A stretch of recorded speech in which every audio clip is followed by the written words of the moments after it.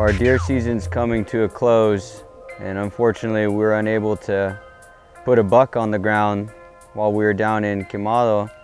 And it's the new year now, and we have about 2 weeks left of deer season. Full tank of gas. And we're heading back down for one last hunt to see if we can get it done.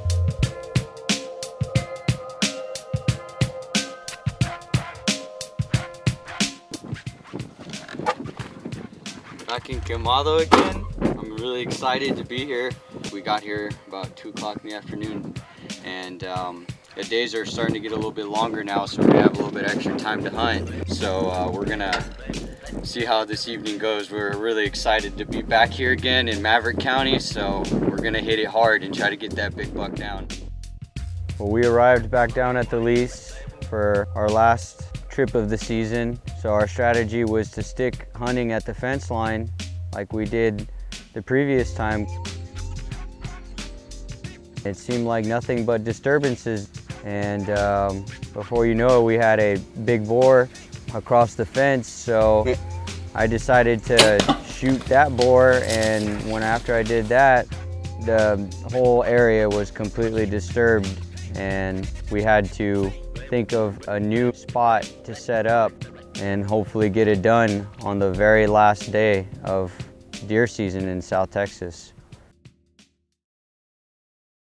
Sunday morning, the last day of buck season, and we have a tent blind, a pop-up blind set up right off this power line, and there's been a lot of deer movement, so we've seen just from the truck and scouting.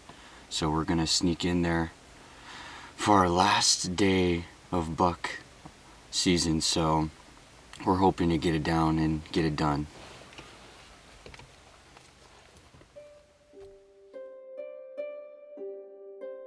It was cold, it was quiet out. We eased our way up to the tent blind, got in there. Daybreak was coming on us and had some does coming in. Not as many deer as we thought we'd see, and before we know it, we saw a few young bucks.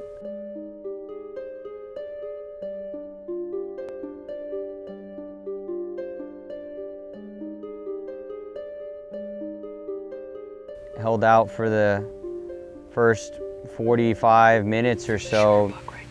We finally saw the growth buck that we had seen at the fence line that I had tried to shoot 2 weeks before.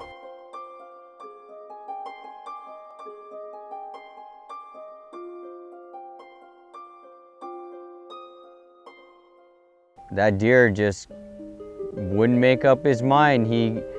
The closest he came was right down the road about 50 yards, and he just went right into the brush. And like I was thinking before, man, this deer is just, you know, cruising. He has no business except just to mind his own.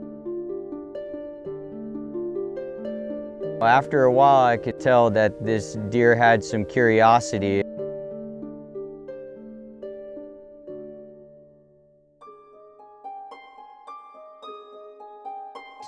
He's coming around.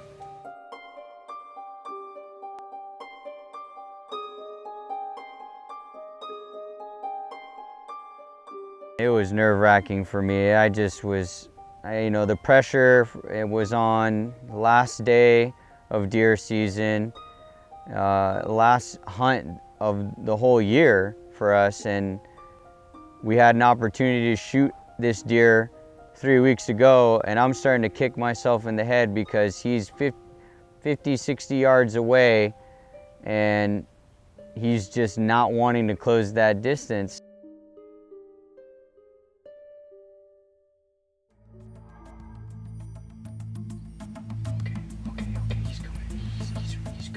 After about 10 minutes of the deer hanging within about 40 yards of the tent blind, he finally committed and made his way in to about a 30-yard shot.